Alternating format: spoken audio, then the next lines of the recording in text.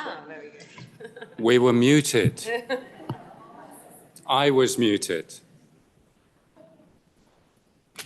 Some people would say that's a good thing, Neil. My name's Neil Haddon. I'm currently the Associate Head of Discipline here at the School of Creative Arts and Media. Depending on whether you've listened to the ABC radio this morning, we'll see how much longer that will be for. He said cryptically,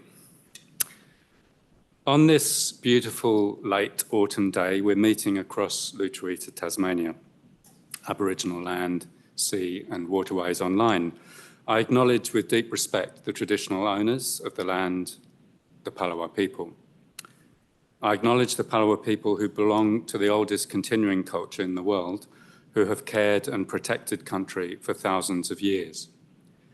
Indeed, this morning, just as day was breaking, I was going for a ride through the foothills of Konani, Mount Wellington, bathed in dense forest, finding solace and comfort after difficult news. How grateful I am for that care of country. Konani sits in the lands of the Muwinina people who did not survive colonial invasion. I pay my respects to them. I also pay my respect more broadly to the many Palawa elders, past and present, and to the Tasmanian Aboriginal community that continues to care for country. Respect and acknowledgement of the Aboriginal perspectives, culture, language, and history are fundamental to building a strong future. So, on to today's speaker. Marion Abraham is a painter based in Lutruwita, Tasmania. That's all I wrote in my introduction for Marion, because she had supplied us with the usual, bio and synopsis of what you're going to talk about. And usually I sort of tweak it a bit and add my own. But Marion's was so good, I thought I'm just going to read that out verbatim, if that's okay with you. Guided by feminist instinct and a dark sense of humour, Marion's paintings meld romantic and escapist notions, familiar clichés and art historical references with the muddiness of the natural world. Staying with the trouble is a phrase from writer Donna Haraway that guides Abraham's approach in the studio. It's about remaining present with the complexity of living and dying on a damaged planet, rather than trying to resolve or escape it.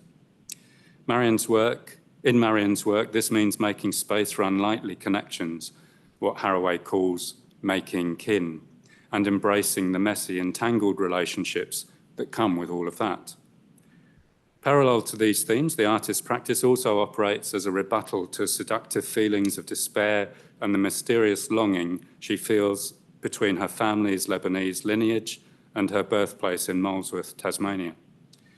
These underlying tensions lead her works from lightness into darkness, then back again, navigating ideas of the soul, reimagining power structures, and centering on the valorizing of care. Abraham holds a BA of Fine Art from RMIT, Melbourne, and previous undergraduate degree in politics from Utah, so we can claim her legitimately as a graduate of the university. And Marion was awarded the Art Gallery of New South Wales Paris Cité residency, which she will be going to in October through to December of 2025, and is currently working on new paintings for Hobart Current here. That exhibition opens in November of this year. And I'm also really, really delighted to tell you that Marion will be an artist in residence with us here at Hunter Street up until about September of this year. And I know there are many students who are really, really interested in having a chat with Marion about their work. So we're very grateful that Marion's able to do that. Folks, please join me in welcoming Marion.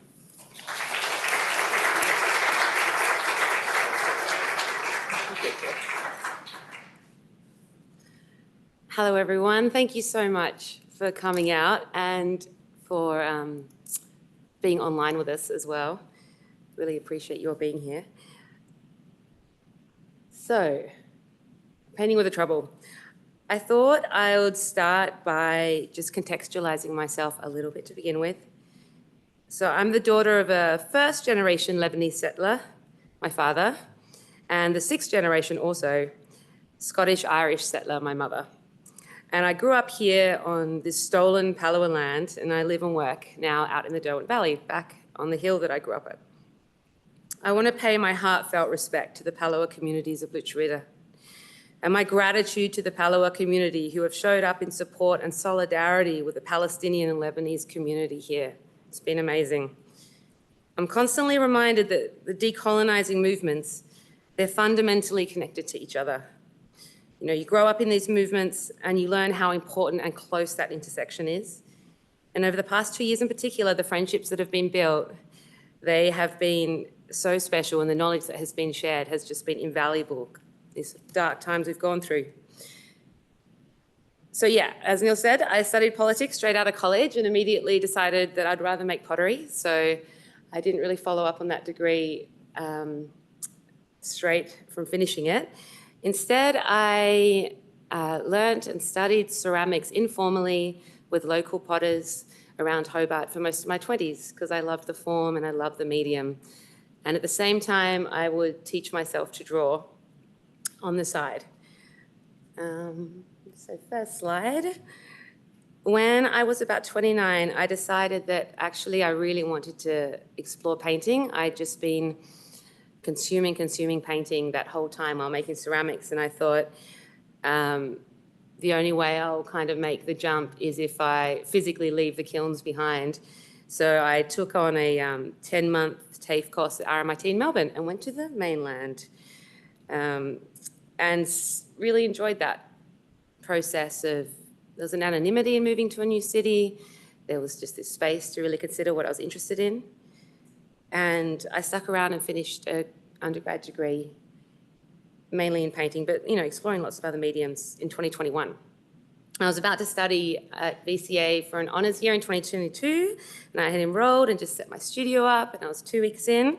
But my father had been diagnosed with cancer, and he moved into the palliative stage kind of quite quickly, and it was time to leave. So packed up everything and came back to Tasmania all of a sudden, and yeah, I didn't finish that honours year. And instead I found myself in Molesworth with a spare room off the back of the house and, time on my hand between caring duties and yeah, this new studio space. So I decided to treat myself to 6 really large canvases immediately with my savings and to back myself with what I'd learnt so far from everything I'd done at university. And this was one of the first pieces that I painted. It's roughly 2 by 2 meters, and the space that I work in, it's quite low ceilings.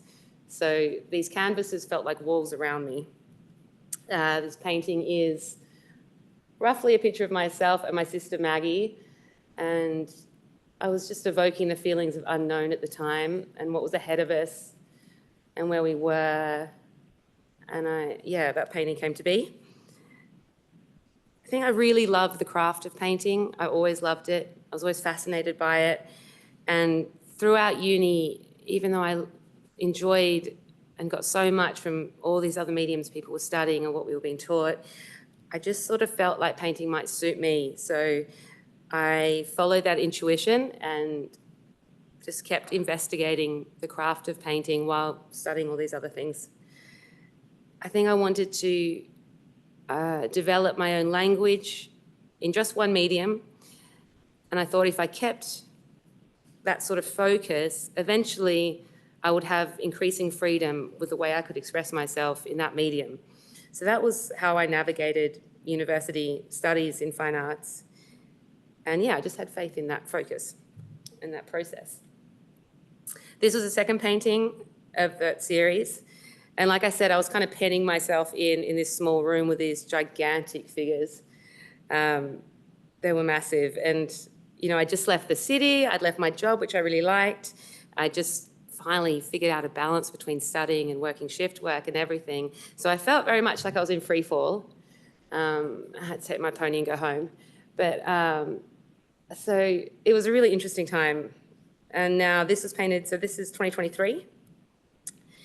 And yeah, despite everything, I had this studio and I had this space and I had the process of creating, and it was hugely comforting and it was all mine. So that was really nice. I felt like I could start writing these fictitious stories about reality, about my life, about what was happening. I always divert to a fictitious take on those things. So yeah. I thought I'd include this work. It's a smaller work, and it reminded me of the push and pull I feel with oil painting. I feel like it's a balancing act between what I perceive of as oil painting's potential for sophistication, or what I've taken on for oil painting, and its complexity, but also I love a really light touch and a graphic touch and things being left undone. So the sort of background to this, it's quite a small work, but the background to it was just so quick, and I use acrylics as well as oils. I usually start with an underpainting of acrylic. And then there's something about telling the emotional life of the figure or the protagonist by building up those layers. And maybe this struggle, I was thinking about it, I was like, oh, so this struggle of trying to paint proper oils and trying to be loose and trying to be free and trying to tell all these stories all at once, which I know as artists we always feel that, I felt like it was kind of mirroring the seriousness of the things that were happening in my life at that time, and trying to navigate this, how seriously I took oil painting or not. I felt like there were lots of parallels happening outside of the studio, inside of the studio. And I don't know, I was trying to fathom death as well at the same time. So, you know, big subjects. And I was thinking about the language around death, and, you know, if anyone's been, I'm sure so many people have been through these experiences. When it's close to you, it's all very real and very serious and very awful. But because it's close to you, you get to decide on how you want to speak about it or how you want to engage with it. And there's a freedom in that, which is kind of unique. And for me, very much uncharted waters. And I think maybe, yeah, that mirrors what I was exploring in the studio as well. I was asking all those questions about what needs to be serious and what needs to be treated with levity, and when that's appropriate or when that really helps or otherwise. Next slide. I thought this painting was a good one to talk about side hustles and jobs, considering now I chop wood 6 months of the year, which I love, up in Molesworth. And because we're at university and we're all going through trying to figure out, you know, you've always got to make money and you have to balance your career and everything like that. I thought I'd mention a bit about how I navigated that. So I obviously moved to Melbourne very broke, like most Tasmanians. And instead of going back into hospitality immediately, which is something I loved and was familiar with, I decided instead to do a cert for a TAFE and become an operating theatre technician. And that's when you work in a hospital theatre and you're sort of supporting nurses and setting theatre up and being there during surgery, packing everything up. You know, it's a really interesting role. And I just moved to this new city and I thought, I want to know who lives in the city, who the people are and the communities are in the city. And a public hospital is kind of a great way to experience that up close. And I also had an instinct that I wanted to be part of a team and have a teamwork that ran alongside studio work. And I wanted to test my art, I think. I wanted to see how important it was to me in relation to a job that was just very much about life and living and everything we go through as people. I was like, well, we'll see. You know, you have like night shifts and emergency shifts and boring shifts and tedious shifts and graphic shifts, the full plethora of the human experience. And my art life, or the thoughts I was having, was just like secretly existing alongside all of that. And it was interesting. It was kind of an anonymity that I quite liked in a way, and quite freeing as well. But obviously I'd put all that aside and go home to Dad and look after just one person. But I'd practiced all these, and I experienced and seen all these manifestations of tenderness and kindness and dignity in caring for someone. And that was kind of useful because I had seen the human body go through so much in a theatre environment. And yeah, that was a useful thing to return home with. So, there's the body and the soul and your sense of self and your personality. And the more I saw up front in real life, the more questions I had. That's really funny, is I always think my art is like lol and funny and fun and outrageous, but every time I talk about it, it's incredibly serious. So, I apologize, but that's just how things work out. But yeah, I came home and I was very much imbued with, more than ever, a love for people. And we talk about valorizing of care. I think that comes from having all those experiences and seeing how important that is, and it's something that's given for free, and it's something that we can all give. So yeah, that was pretty pivotal. And I also saw how things can switch for people so quickly. Your life it's long and it's short, and things can happen all of a sudden. So I just, valued all that. I think quite figuratively when I paint. I think someone asked me when I was starting out, they're like, can you please do a landscape, no people? And I was like, okay, but I just couldn't actually, so I couldn't think through it. I think I could come to that more over time. But I think figuratively, and I communicate emotionally through figuration. I think there's a magic in all those intuitive connections you can have with painting through figuration. It's what it's been for me as I've studied and looked at paintings. So I guess that's where I'm trying to fall through. Beyond words and explanations and critique, I think the painting space is something that I have a very cheesy and pure and like adolescent love towards. And I try and keep like nurturing that even when you're out in the art world or you're having exhibitions or you're talking to people and, you're being hypercritical on yourself or whatever, I love to remember what I love about painting and what it gives me. I think more and more I understand mark making as leaving something like a relic in time. And I got to see an Artemisia Gentileschi painting up front, for real, and because I'd studied her and I have prints of her work at home, and she's a very important painter. And I taught myself like skin tone and all these little things from the canon of Western painting. But I was standing in front of that painting and I just had no idea like what effect it would have on me. And, I stood there for like 2 hours with people going to and from, just looking at every little brush stroke. And I felt like, it's a wild painting of the beheading of Holofernes by Judith. And it was a revenge painting for the person who had sexually abused her in her own studio. So there was a lot in that painting, but looking at every mark she had made, I felt like I was there with her. And I was like, my God, this is 400 years later. That's different to the JPEG. That's different to the print I have on the wall. It was incredibly moving. It was a really nice experience. So I thought because I've gone through and filtered in lots of Western canon, it might be helpful to kind of have a look at what I hone in on when I'm consuming painting, what things I was interested in maybe, or what little bits would get me excited to paint and to try and communicate in a similar way with my own work. So here's just a little snapshot of things that I've loved. I think for me, comes down to physicality often.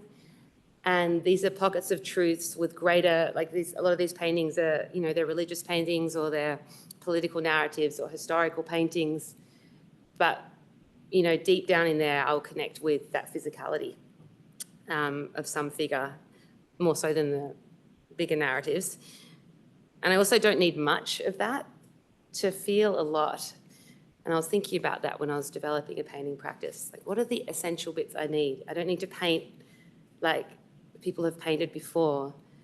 I'm just not sure exactly what I need. So that was a process. When I first started looking at painting as well, I came across Cecily Brown, who you might all know is an English, now working in America, figurative abstract painter, an amazing painter. And I saw her work and I heard her talk about painting in terms of, she said, I want to paint someone taking their shirt off or putting their shirt on. So think about someone taking their shirt off, putting their shirt on, taking their shirt off, and then I go and look at lots of images of that, and then from all of that, the essence of what that action is and what that movement is will come to me. I'm paraphrasing her, but this is what I remember. And I will paint that. And I was like, oh my God, of course, you only need, what are you chasing? You're chasing like these essential ideas and these subliminal messaging. That was really helpful. So when I look for subjects now, I look at what's around me and I take photos and or I just glean stuff off the internet like we all do. But what am I looking for in all that subject matter, and what, we're swamped with imagery now. We have AI using up too much water and giving us whatever we can imagine. So I think more than ever it becomes a point of like, what are you looking for and how are you going to express that? So yeah, there's just a smattering of things that, from many collections of photos in the studio. I think it's about, for me as well, how to access and talk about a reality without painting that reality exactly. So again, that's trying to find those little moments. And in my paintings, I try to leave access points in the image for someone looking at it to enter into that story with whatever they need to, in the same way that I consume music and other people's art. I like to try and leave space for that. Talk, sorry. Speaking of which, we've been talking. This painting was up at CAT which was really fun. It was the first time I've tried to work to build a scene that wrapped around in a landscape. And it's one of my favorites from that first attempt. And this talk is called Painting with the Trouble, from this beautiful book, Staying with the Trouble. And it's not an easy read, it's quite a hard read, but I tried to read this very early on when I was painting, and it kind of just blew my mind. It's an amazing book. It's amazing concepts. And the other book that I wanted to mention was Braiding Sweetgrass by Robin Wall-Kimmerer. Robin Wall-Kimmerer is a Potawatomi. She's a botanist, educator, a scientist. I have a copy, my sister's stolen it. I would have bought it in. But her book as well, it was so inspiring. And it's when you read something every now and then and you have a fundamental change in your worldview, but that book delivered that change in the most gentle and generous way. So yeah, it's a beautiful book. And both those writers, they're very established in their fields of science and philosophy and education, but they're absolutely revolutionary in how they've navigated their own careers through those spaces. So yeah, brilliant reads. And it taught me, it made me reflect on how to find an intuitive way via culture into unpacking the norms that you have taken on maybe earlier with something like oil painting. So I take those ideas and move them into my medium. So yeah. And importantly, these concepts in these books, they are very sustainable, they're very hopeful, and they are very much a rebuttal to feelings of disassociation that are ever present at the moment. They really, they really address that. And they sort of dare you to stick around up close with everything that's happening in the world in whatever way you're experiencing it in your life, which I love that energy because it's hard. It's not easy to do that, is it? So anything that helps with that process, I think it's really useful. This is how it looked together. They're about 2 meters long each, and it was fun. I guess that daring energy to stick around, I dare myself to stick around, and it's the energy I try to take in and then release out into painting to hopefully be able to communicate with other people or share that drive and whatever that means for everyone. I wrote that I'm embarrassed that you put all this emotion into an image but you can't articulate yourself. Embarrassed is the wrong word, and I was thinking about it. It's like, it's funny how you can say something like that, because it's not an embarrassment. I just think painting is a deeply private activity. And when people ask you, what does this painting mean, or what is this about? It's just, it's very hard to articulate that sometimes. But it's important that we all share things. I understand that, because I love hearing people talk about their work at the same time. So, we have to keep sharing and keep being vulnerable. It's extremely important. speaking of which, I wanted to mention, I'm not sure if a lot of you probably know Faraz Shaheen, who's an amazing artist and dancer. And he's Palestinian. He's from Gaza, grew up for a lot of his life in Australia. And I was at a book launch the other night and he was speaking and he was telling us that, you know, for him and his art practice, with everything that's gone on in the last 2 years, in particular, this horrendous ramping up of genocide, ethnic cleansing, his family, his community, everything he's experiencing, he felt completely lost with his art practice and was like, I don't know, I'm paraphrasing him, but you know, he's like dancing and this, I don't know where this fits anymore. I can't even relate to it in a way. And then he turned this corner and decided that, in fact, this is the ultimate gift to give to himself. And he switched it like that. And once he said that, I was like, oh, that's so beautiful. Of course, you know, maybe I can gift painting to myself in a way. Maybe that's what we can do, you know, to think of it like that. I thought, you know, it was a very beautiful idea and quite an essential idea at the moment. And you can maintain a life of activism, you can maintain a life of full engagement, and your art practice, how that relates is, you know, that can be a treat. It can keep you afloat in a way. And these paintings in particular, you know, some of the stuff, the characters that I paint just do like baller stuff. And I was like, God, I want to be like that one day. You know, you can kind of paint ahead of yourself maybe, and I mean, that's part of it. It's exciting. So this is one of the paintings from the ones that were just on the wall, the first one. And I love this painting. It's gone now and I really miss it. So I made a huge print and framed it as an expensive gift to myself so I can live with it because I really miss this painting. I was going to say about this one that it articulates how skies play a huge role in my work. They play a role in framing up and holding protagonists and figures. They help this idea of crushing landscape and figuration and everything and timelines all together. Something that I love to paint. I love to paint that. This painting in particular, I think, is a bit of a comfort image for people who, well, like myself even, you know, sometimes you feel very separate from collective movements. And depending where you live and what you're doing in your life or what duties you have in your life, I wanted to paint something that embodied that feeling in a positive way.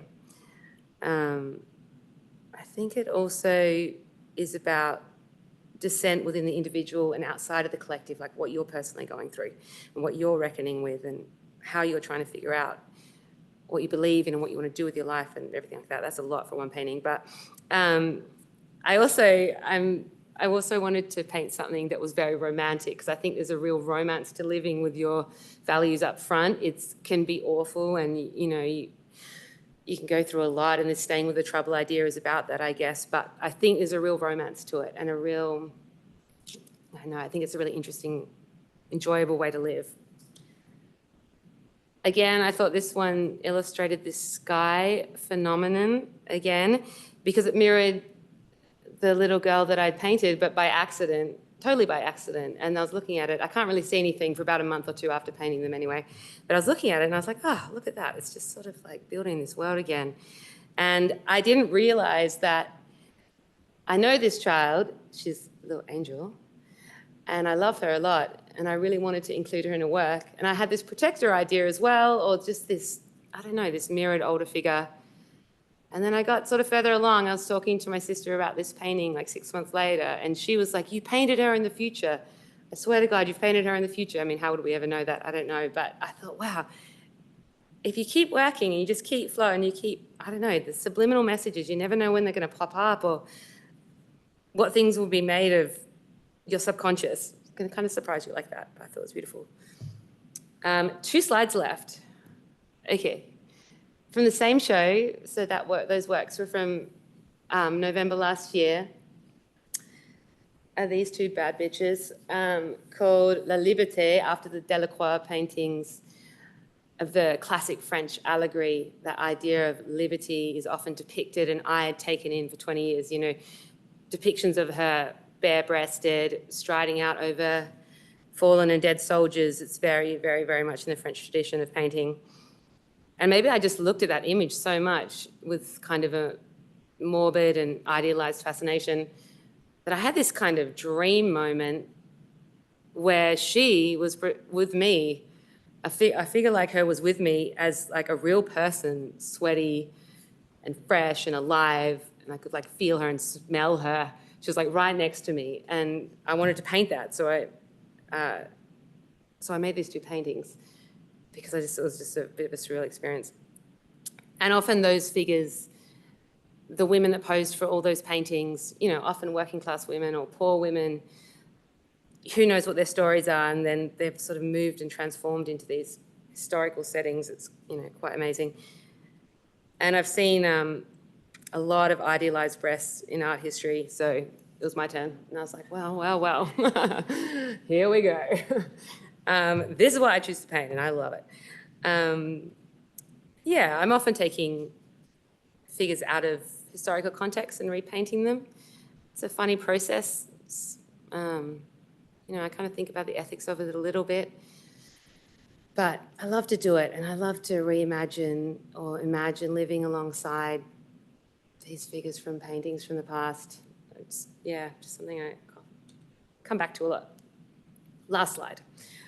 So these are 3 smaller works, and I thought it illustrated perhaps, I'm trying to world build a lot, maybe within the space of a few works together, a scene that is both, like, it is continuous, it does make sense, but it totally doesn't make sense at the same time, because perhaps that's one way of trying to understand and experience of our actual realities. You know, nothing's linear when you live it necessarily.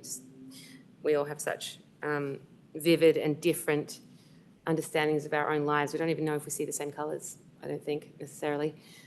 So I try and build that. So it's just a little section of small works off the wall. And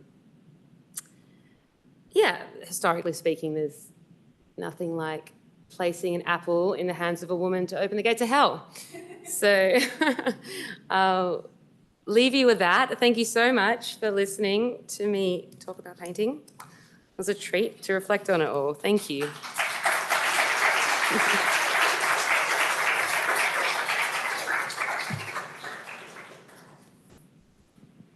Thank you so much, Marion. And it's great that we've got time for some questions, comments from the audience here in the room at the De China Lecture Theatre, or indeed up north in the Inveresk site, or anybody else listening online. I've got my laptop open so I can see chat messages if you would like to ask a question via chat, or you're welcome to unmute yourself and ask a question.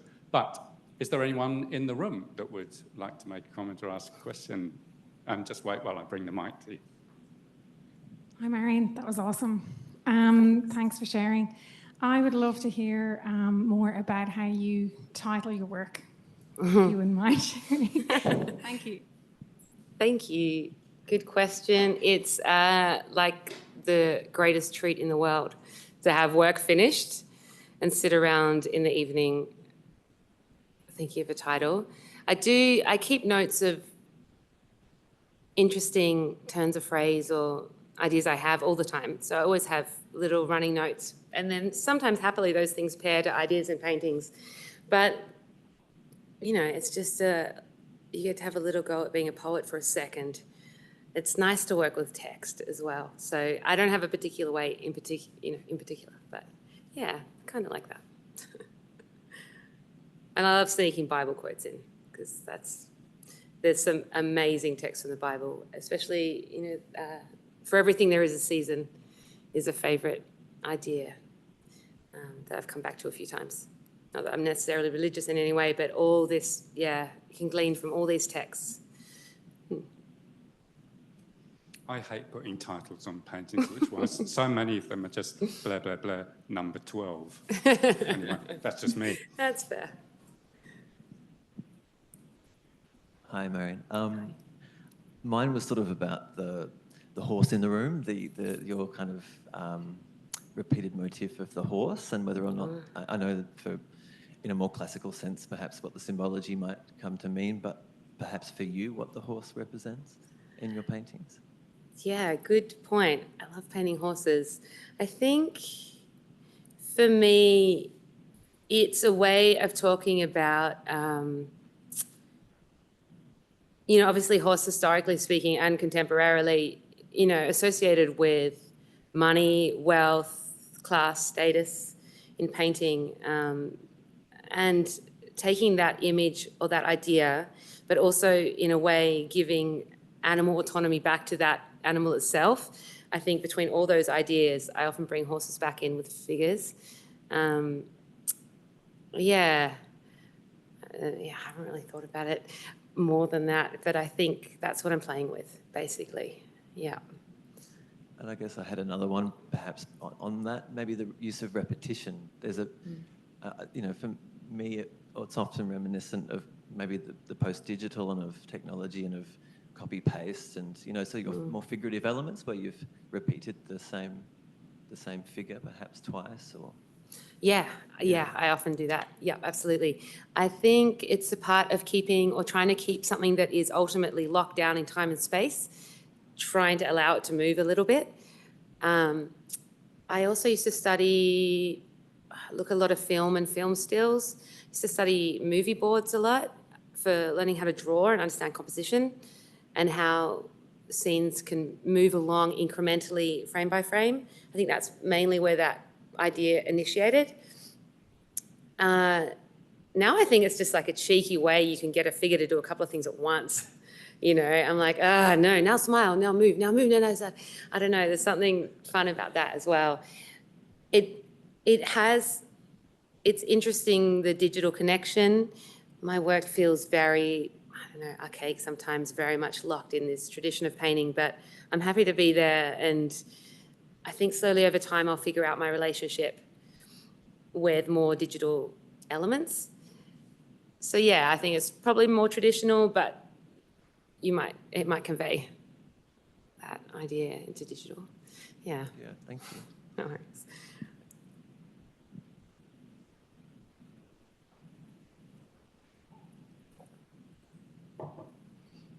Thank you, lovely human. You're Yeah, amazing. stuff. This is more a comment and kind of a, I don't know, something about when you talked about Fareen's work and you and Nadia and the importance of activism and also art making in that context. I don't think it's ever been as important right now. I think we're facing more and more censorship and more political right that want to kind of push the arts to the side.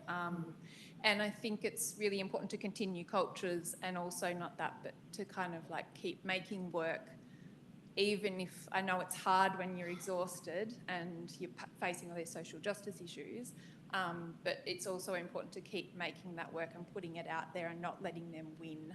So yeah, I want to say that about your work and other people's work in the room. I think that's really valued and important, and yeah, even if it is tiring, I think keep going.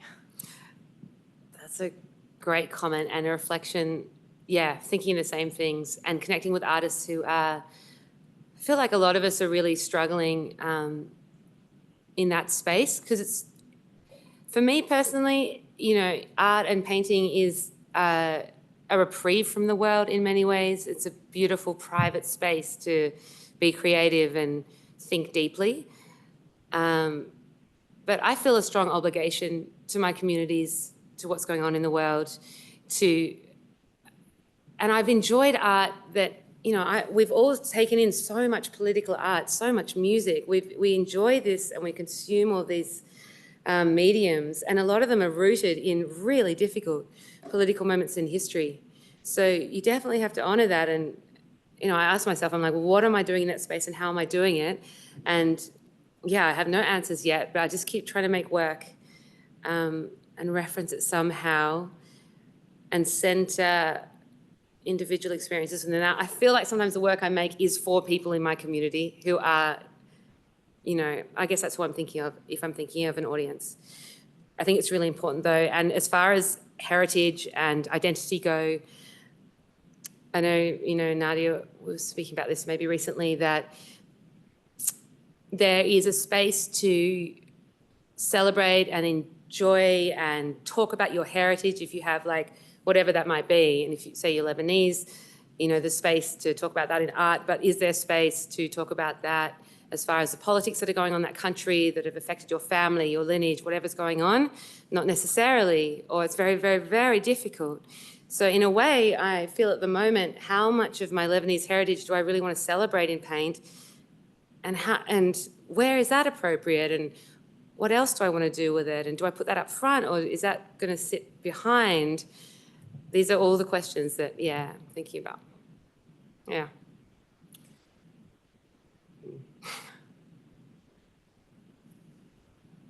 We'll go over here and then come on. Marion, I just want to bring it back perhaps to a practical level. How have you found your fairly recent and sudden fame and being picked up by one of Australia's leading galleries and an international gallery as well? Has that put pressure on you, do you feel, or are you still able to paint exactly how you feel and how you want to paint? That's a good question.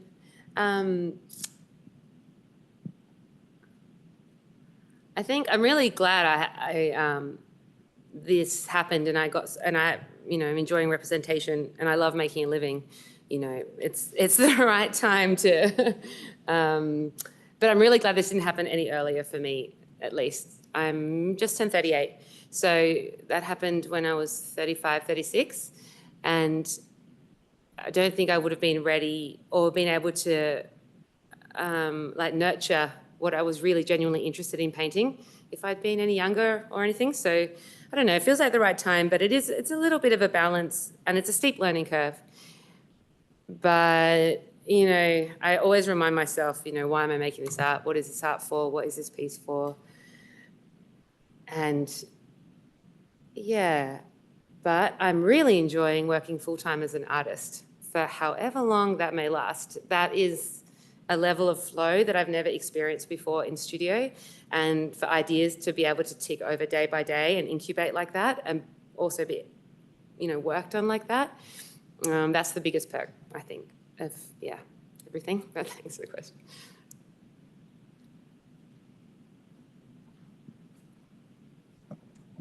Hey, Marion, how are you?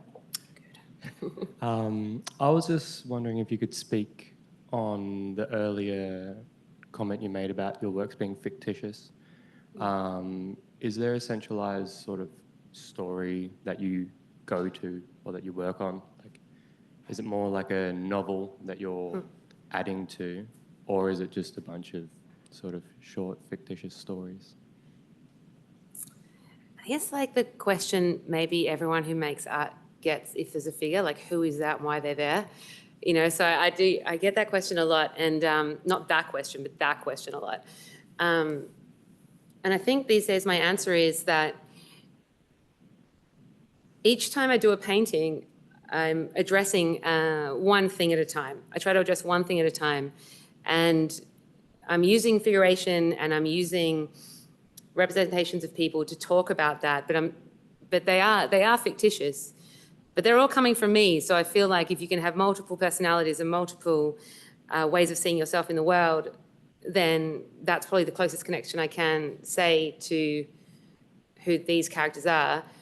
You know, and people write books on fiction, but they're basically, often they're so parallel to your own life or to the lives of people you know.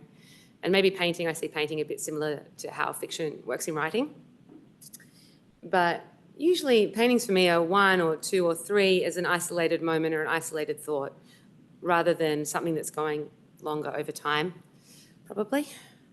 Yeah. I'm not sure if that answers your question, but yeah. Marion, I loved your comment about Dentelesche and going and seeing that, and that collapsing of time that can happen in that moment of encounter with a painting in this case. And because I'm a painter, I would claim that that's a unique thing, and that, okay, we can get into an argument about that. But there's something about that vitality which remains in the static planes of a painting, held in the gestures of paint, which is undeniable. And I don't think anybody would try and argue us out of that. But I wonder, the earlier question about the sort of juttering of the image, your response to that was that you wanted the figure to do multiple things. And I wonder, is that then that you want this almost an amplification of that vitality, that the static picture itself exceeds what we would normally expect of a painting, that it is this trace of a person who made it and so on, that it actually does something more than that? I think once I had a painting, and I think I did actually explain it a little bit like that idea, that very idea, that what can a painting possibly do? What can an image possibly communicate? Where are its limitations? And if you want, you have this surge of energy that you want to convey through an image, this is a release, it's like a release valve for that, I think, this movement, this idea of movement. Yeah, absolutely. Yeah, I don't know. I feel like I haven't answered your question properly, but yeah, I think vitality is really exciting in painting, and it's something that I've loved. And when things get really still for me, maybe it's actually I can't commit to that one moment. I just can't commit to it. I can't lock it in. And if I lock it in, maybe I'm just terrified of what I've locked in. So I'm giving myself an escape by letting it keep moving as well to a certain level.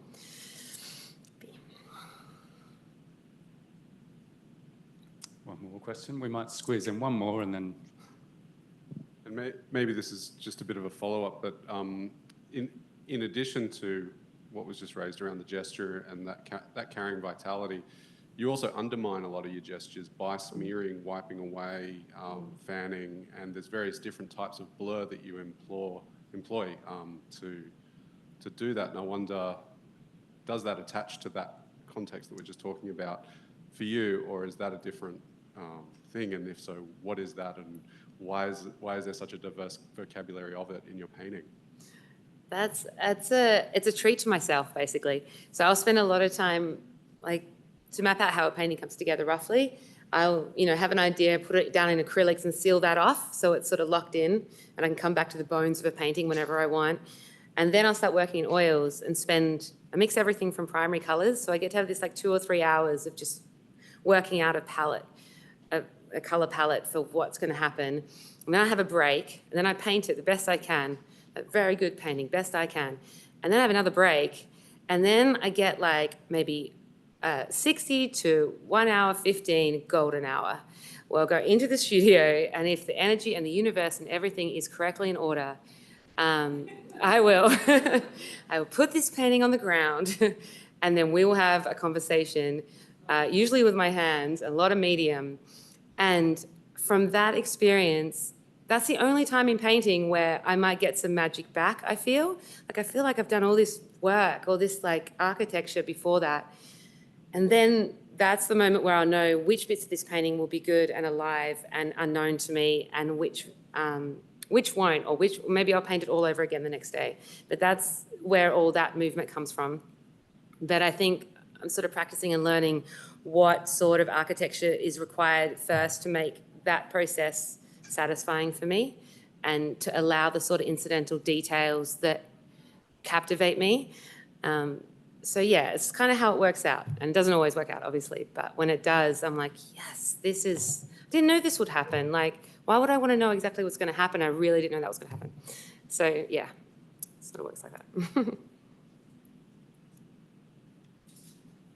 That was our last art forum here for semester 1. We will be starting again in semester 2 with some exciting speakers. Please do join the mailing list, which is the Humanitics link, which will push out notifications to you, and also follow the school on social media. It's great that you're all here, and we'd love to keep these numbers up going forward. It's super important that you vote with your bums, if I can put it that way. Let's keep the momentum going. And that momentum today has been generated so greatly by Marion, so please join me in thanking her once again. Thank you. Thank you so much for coming.